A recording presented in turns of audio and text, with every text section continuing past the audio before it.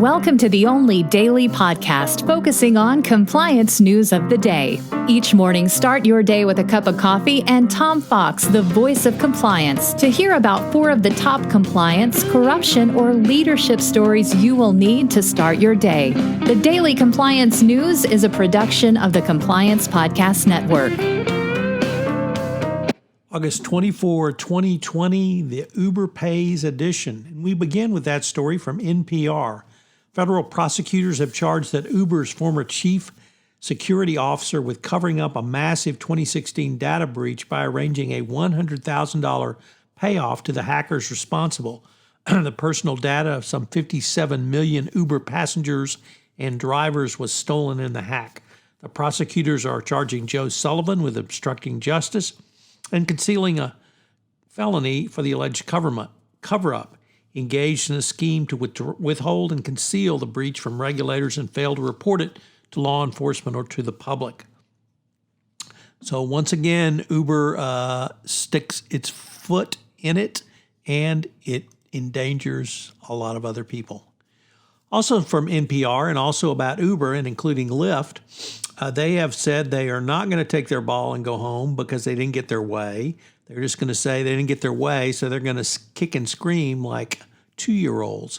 But they will not suspend service in California and have pulled back from their threat to shut down ride-hailing services because the company got a last-minute reprieve from complying with a judge's order to classify their drivers as employees instead of independent contractors as required by state law. While they don't think the state law applies to them, of course, and why they can get out of it, it's a completely different story. But the immediate effect has been put off, and the existential crisis for the company no longer exists.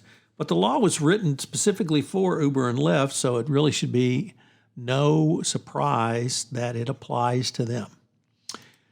Next. Company write-downs surge as businesses slow during COVID-19. According to the Wall Street Journal, U.S. companies are writing down more of their assets during the coronavirus crisis than they have in previous years.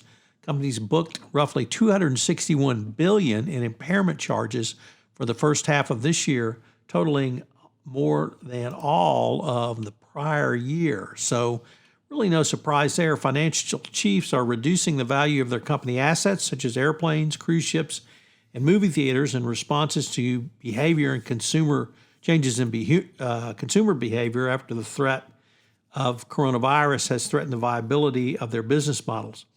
So you have assets for at least a period of time are generating zero or close to zero income. You have to account for that. So if companies can't sell their basic products and services, the assets they're holding are likely worthless. So a lot of work for CFOs out there. And then finally, our last story comes from the Washington Post. And the Fed, in the form of the Atlanta Fed chief, is rethinking what the Fed mandates mean, whether it's targeting black unemployment rate or changing the language of the Fed mission.